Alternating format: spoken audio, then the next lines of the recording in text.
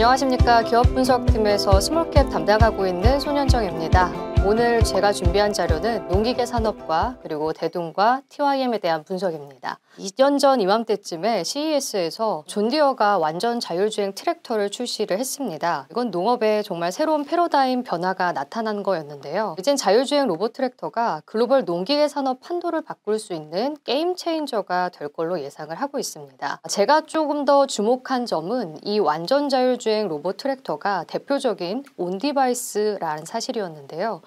이 온디바이스 AI란 클라우드 서버를 거치지 않고 기기 자체에서 AI 기능을 구현하는 기술입니다. 이제는 농기계가 자율주행 로봇 AI를 선도하고 있는 셈인데요. 국내 농기계 업체 대동과 TYM도 후발주자이긴 하지만 완전 자율주행 로봇 트랙터 개발에 박차를 가하고 있습니다.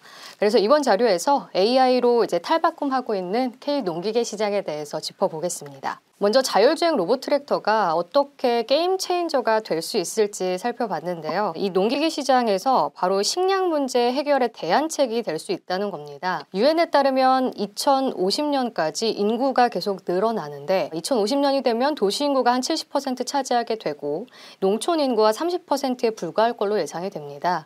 그렇게 되면은 식량 수급의 불균형이 심화될 수밖에 없는 구조가 되는 건데요. 그렇다 보면 이 농촌 인구의 감소에 따라서 인건비가 상승을 하게 되고 농기계 로봇 자동화 수요가 커질 수밖에 없게 됩니다. 농업 로봇은 앞으로의 계속 연평균 성장률 한 30%에 달하는 성장세를 보일 것으로 예상이 되고 있는데요. 이 중에서 가장 상용화가 잘 되고 있는 건 바로 이 자율주행 트랙터 시장이라고 할 수 있겠습니다. 글로벌 농업 로봇 시장 규모를 보시면 CAGR 30%로 계속해서 상승하고 있는 모습을 보여주고 있는데요. 자율주행 트랙터 시장 규모도 계속 늘어나고 있는 만큼 앞으로의 이 농업 로봇의 시장은 자율주행 트랙터가 이끌 것으로 예상하고 있습니다. 국내외 자율주행 트랙터의 기술 현황을 살펴보겠습니다. 해외에서 존디어가 가장 잘하고 있습니다. 존디어 같은 경우에는 지금 완전 자율주행 4단계를 출시하면서 지금 상용화 단계까지 가고 있는 상황이고요. 온디바이스를 탑재한 4단계를 출시하면서 시장에서도 로봇주로 인정을 받고 있습니다. 이렇게 홈페이지를 보면은 엣지 컴퓨팅을 쓴다라는 거를 가장 기술로도 강조를 하고 있는데요. 농기계 자율주행 단계를 보시면은 4단계로 나눠질 수 있는데 2단계까지는 자율주행이라고 보시면 되고 3단계부터는 자율작업이 들어갑니다.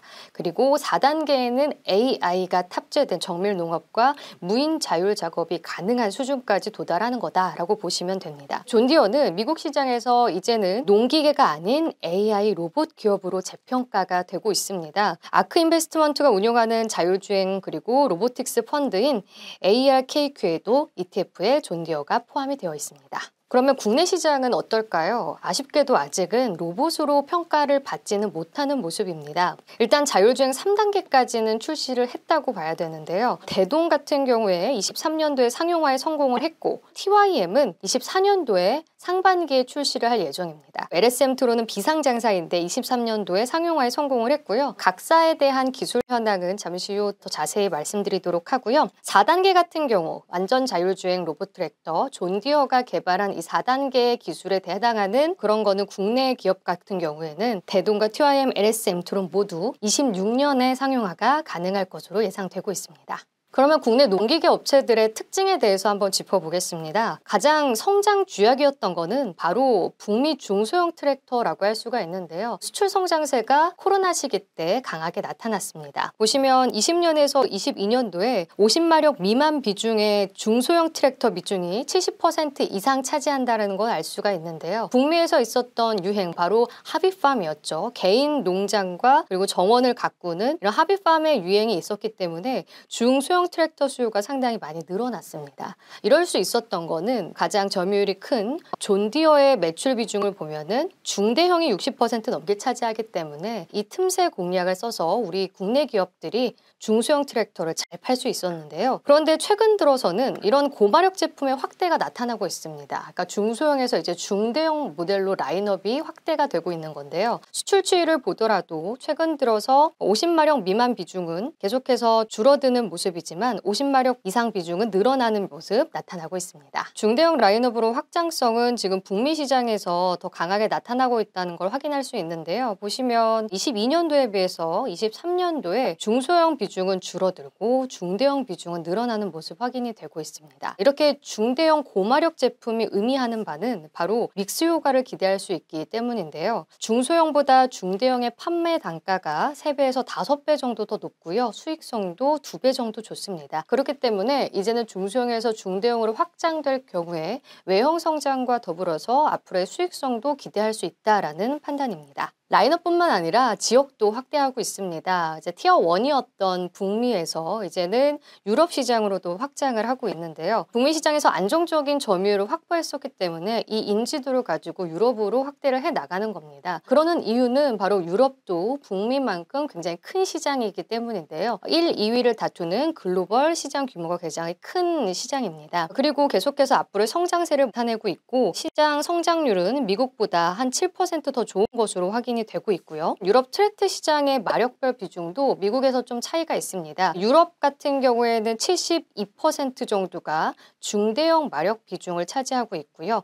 그리고 60마력 미만이 중소형입니다. 북미랑은 다른 케이스이기 때문에 앞서 말씀드린 이 고마력으로 가는 그런 장점과 더불어서 외형 성장도 가져갈 수 있는 특징이다라고 생각하시면 될 것 같습니다. 그리고 MS를 보더라도 유럽 트랙터 시장에서는 가장 큰 회사인 존디어가 16% 점유율에 불과한데요. 이런 점도 여러 업체가 좀 분산돼서 점유율을 갖고 있다는 점에서 우리 기업들의 진입 장벽이 그렇게 높지 않을 수 있다라는 판단도 가져갈 수 있습니다. 이어서 그럼 기업 분석에 대해서 짚어드리면요. 대동부터 살펴보겠습니다. 대동은 두 가지로 나눌 수가 있는데요. 먼저 원래 잘하고 있는 본업에서 북미 중대형과 유럽 시장의 성장성이 23년부터 확실히 가시화가 됐다는 점 특징입니다. 그리고 두 번째로는 신사업에 대한 기대감인데요. 바로 앞으로의 성장성을 여기서 보시면 되겠습니다. 자율주행 온디바이스 AI 기술 개발을 하고 있다는 점, 그리고 우리나라에서 가장 기술력이 앞서 나가고 있다는 점,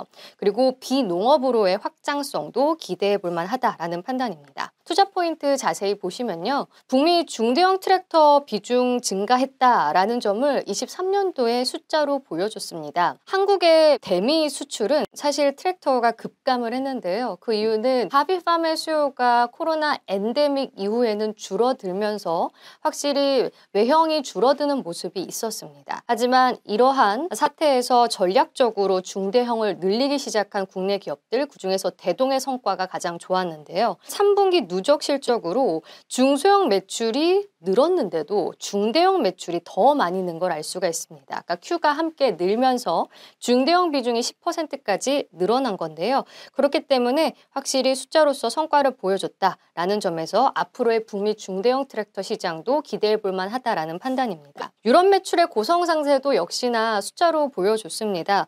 일단 유럽 시장 확대를 위해서 대동은 기존에 6종밖에 없었던 라인업을 13종으로 늘리고 있고요. 마케팅도 강화하고 있는 모습입니다. 공시가 하나 나왔는데요. 바로 튀르키예를 향한 이 공급 계약 체결을 했습니다. 3,500억 원 규모였고요. 24년부터 바로 유럽 매출에 반영이 될 예정입니다. 그렇기 때문에 올해보다는 확실히 더블 성장이 가능할 것으로 예상이 돼서 유럽 시장에 대한 기대감도 가져갈 수 있다라는 판단입니다. 그리고 성장성 보시면요. 자율주행 온디바이스 AI 기술을 지금 개발하고 있다라는 점에서 특징적이다라고 판단을 하고 있는데요. 일단 국내 최초로 자율주행 로봇 트랙터를 내놓은 이력이 있고요. 3단계 출시 23년도에 했습니다. 그리고 이 4단계를 향해서는 AI 개발을 하고 있는데요. 20년에 인텔과 엣지 컴퓨팅 기반의 정밀농업 구현을 위한 기술과 자율주행 제품 개발을 위해서 업무 협약을 체결하기도 했습니다. 그리고 지금 구체화된 타임라인을 드리면 24년에는 이 AI 기술이 탑재된 완전 자율주행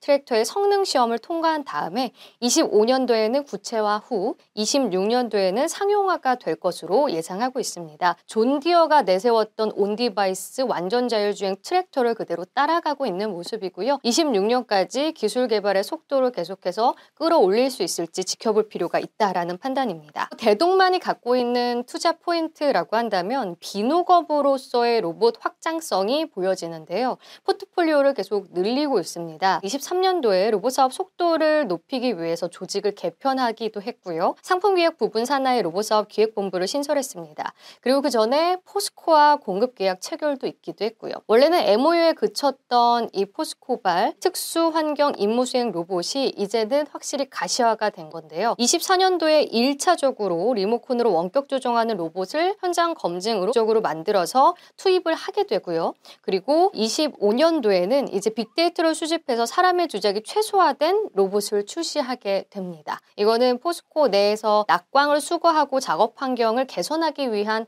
로봇이라고 할 수가 있겠고요. 확실히 그동안의 농기계 업체에서 이제는 로봇 업체로 확장을 해나갈 수 있는 퍼포먼스를 보여준 것이다 라고 판단할 수 있겠습니다. 그 외에도 로봇모어가 24년도 상반기에 유럽 시장에 출시가 됩니다. 로봇모어는 자율주행 AI 기술을 탑재한 로봇 청소기 수준으로 보시면 되겠고요. 유럽 같은 경우엔 가드닝 케어가 앞에 앞마당에 많이 일어나기 때문에 그런 경우에 수요가 확실히 있을 것으로 예상이 됩니다. 그 외에도 자율운반 로봇 또한 LSV, 로봇 체어로 이렇게 농업이 아닌 비농업 쪽으로 포트폴리오를 확장하고 있다는 점, 이제 더 이상 농기계 회사가 아니라 로봇 회사로 인정을 받아야 된다는 점에 주목을 했습니다. 밸류에이션 부분도 굉장히 매력적인데 제가 강조할 부분은 앞으로의 이 로봇으로의 리레이팅이 기대된다라는 겁니다. 2023년 13개 로봇 업체의 흐름을 본다면 최소 123% 평균적으로 상승을 했는데요. 그러니까 2배 이상 오른 겁니다. 대동과 비교를 해보면 대동은 포스코 공급계약 체결이 있은 다음에 가격 제한폭까지 올랐음에도 불구하고 연초 대비해서 34% 상승에 불과했고요. 그리고 그 외에 다른 종목들, 로봇 기업들은 상당히 많이 오른 모습을 보여줄 수 있습니다. 그렇기 때문에 앞으로 로봇주로서 인정이 된다면 24년도에는 주가 리레이팅 가능성이 높다라는 판단입니다. 이어서 TYM 투자 포인트 보겠습니다. TYM은 투자 의견 매수 목표 주가 8,100원으로 잡았고요. 23년도에는 실적이 좀 부진하겠지만 24년도에는 달라진다는 점에 주목을 했습니다. 조지아 공장 증설 하반기에 있게 되고요.